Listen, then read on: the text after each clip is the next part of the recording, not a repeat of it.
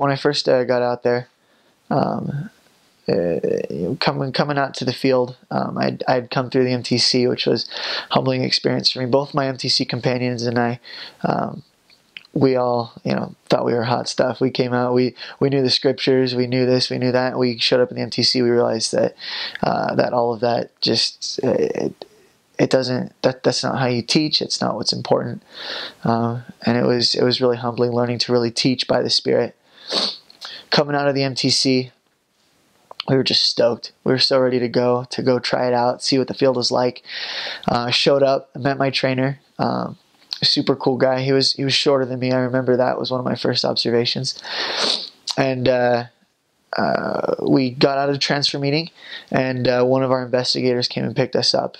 My trainer was a sign language missionary, so our investigator that picked us up was deaf. So I remember, here I am, my first day in Virginia, sitting in the back of a car with my companion and this investigator, signing back and forth as we're driving. I have no clue what conversation is going on or what's happening. It's all kind of just silent, and I'm just watching tree after tree after tree go. There's a lot of trees in Virginia, especially in late May, early June when I was showing up there. To be honest, I felt lost. It's a common feeling out in Virginia, and especially for a wide-eyed new missionary. I had no clue where I was, what I was doing. It was kind of overwhelming at first, kind of this, what am I doing here? We got back to our apartment, got settled, got out.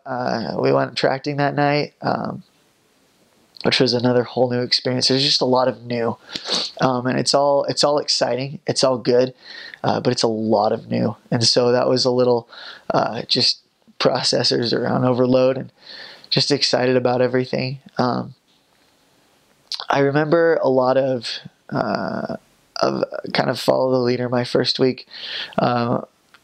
I wanted to kind of follow my trainer, see what he did, how he did things. And he was one of those trainers who was very much, put me out there and make me do it. So I wanted to follow a little bit more than I got to. And he got me out there having experiences, and it was scary at times, but it was super exciting. Our first weekend, we went to a Memorial Day city function and went and tried to meet people there. I remember striking up a conversation with this guy, and it was kind of one of those moments where I finally felt like I was in my shoes, and it just, conversation was naturally going. He was a cool guy. We started talking, and he kind of told me, hey, I've always kind of lived around Mormons and gotten to know them and stuff. I always kind of felt like I would be eventually, but I've always been scared to talk to the missionaries. But you know what? You're kind of cool. And he felt at home with my companion and I, and it was really this rewarding moment of kind of just like, you know what, I can do this after a week of just kind of being a deer in the headlights. Just realizing that a normal conversation where I was able to bring up the gospel, and my trainer was there to help me, and it was just really cool. Kind of there was a little bit of a sigh that came out, settling in and seeing what the whole experience was like. One of the first lessons I remember learning in the field is just that the Lord didn't call a robot to serve a mission. He called me. Coming out, one of the reasons I was so wide-eyed, one of the reasons I wanted to follow my trainer so much and see how he did things and why he did things was because I wanted to be perfect. I wanted to be the ideal missionary. I wanted to do everything right. And I got so caught up in that I lost me. I lost who I was. And I almost disappeared behind my badge a little bit. And so my trainer worked with me a lot on listen, just be you. That's what's important. There's things that were unique about me that were able to reach our investigators that were unique to me. There were things unique about my trainer. There were unique things about my roommates that I was living with. And if the Lord just wanted a bunch of name tags, there's surely some way He could do it. He's God. If He wanted a different way for it to be done, He'd do it that way.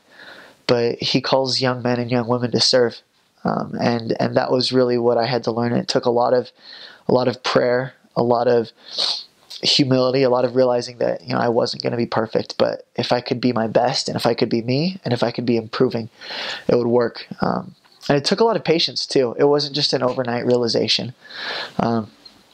It was something that I had to work at day in and day out. And we had a lot of good talks about it as a companionship, about just being me, and about being a better me, but being me. I think there's a fine balance there. You don't want to be exactly who you were before, because the idea with life, with a mission, with the gospel itself, is to be improving, to becoming better, and being a missionary is no exception. You wanna be constantly improving, but you want to make sure that you don't lose you. Christ wants us to all become more like Him, but that doesn't mean He wants us to all become the same person. And so figuring that out was one of those early challenges that I faced, of realizing that I could be both a good missionary and me. And it was long. It wasn't perfect after my first transfer, but it was really rewarding, because I was really able to let the Lord use me as an instrument in His hands, as opposed to just trying to become like every other tool in the box.